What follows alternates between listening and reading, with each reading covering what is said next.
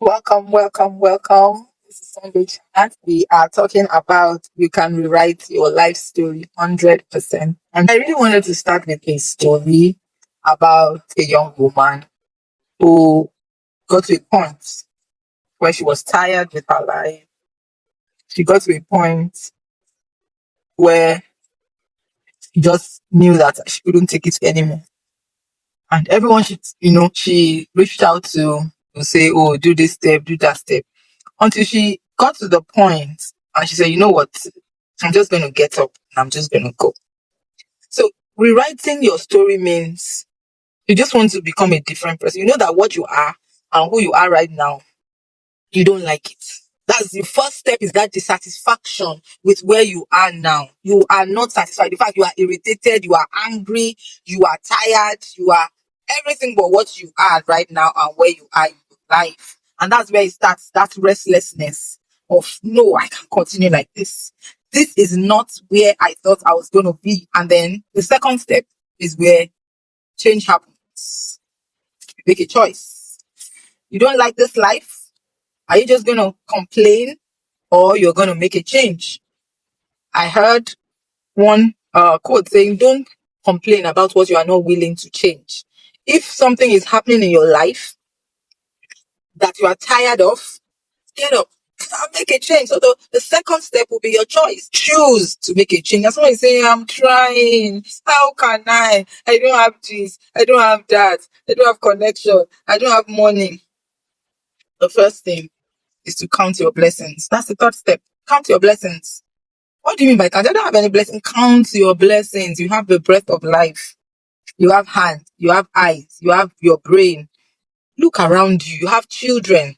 My favorite verse, the woman, she was tired at the same time, embarrassed. A child of God, for that matter, in a place of leadership in the church. And they were about to carry her children away because of debt. And she made up her mind for it. What did she have? She had relationship with the head pastor or leader. That was one thing she had. Count your relationships. Look through your phone. Where have I lived? What do they have there that they need where I live now? And that was what the man of God said when she was counting her blessings. Because if we don't count our blessings, you will not be able to move from where you are to where you need to be. She didn't even need to count much because she felt she didn't have much. Say, what do you have in your house? Said, I don't have nothing but a jar of oil. And that was what the man of God said she could work with. But it wasn't only the jar of oil she had. She also had children who could support her as her first source of staffing to help her do what she needs to do for her business. She also had neighbors who she could serve. That was another thing she had. This is how we count our blessings. So you have neighbors. So you have a roof over your head. So you have, a phone, and you have internet on that phone, and you have free Google classes, and you have YouTube University. Count your blessings. Whenever you don't like where you are tired, angry, don't just be angry. Don't just be crying every day. Cry with one eye and open one eye. Choose to change what you're complaining about. Number three is count your blessings. Count your blessings. You have a phone, you have internet, you have YouTube, can learn a new skill. Don't compare yourself with others.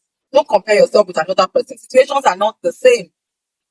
And the last thing, you have to be consistent. For instance, you want to learn a skill or a new skill, like the woman, she had to learn, how to go to neighbors. She had been used, people had been, she wasn't tired of borrowing. Say, but this time, borrow only empty vessels. Why empty vessels? Because she needed to fill them. So she needed to develop selling skills. She needed to develop working with her children, teaching them business skills. So she learned how to sell. She learned how to demarcate profit from capital, because the man of God told her, sell what you have when the oil multiplied and live on the rest. If she was going to live on the rest, definitely they are not going to consume the whole oil. Because if they consume the whole oil, they are coming back to start from scratch. What are we talking about? You are the one that has the power to rewrite your own story 100%. Are you waiting for someone to come and help you rewrite your story? Everyone has their own life to deal with. So if I want to rewrite my own story, I have to get up, make the choice that this year will be the last year ever that this thing will happen in my life. I am going to make a choice to get up with the last thing I have, with the last strength I have, with the last money I have, with the last contact I have, with the last this I have, that I have.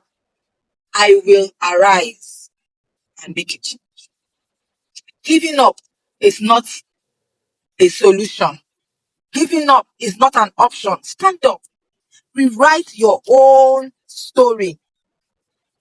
God is in the business of helping people who are ready to rewrite their story. The question is, are you ready? Are you just going to be complaining? And he says, do you want to be made whole? He said, John chapter 5. The man that was there for 30 years, he said, I don't have this. He said, do you want to be made? This is the question that we want to answer. Do you want to be made whole? It's not what you have or what you don't have or how it will be done. The first thing you need to decide, do I want to continue like this? After we have known the answer to that question, the next steps we will show. It is for you to first decide that you are no longer willing to tolerate this level of life. Once you come to that decision, and that is when you become restless, you will break the yoke off your neck.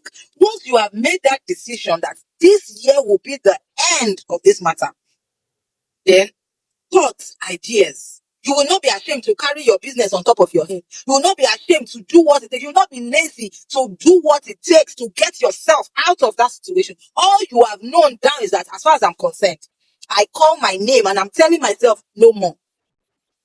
No more stupidity.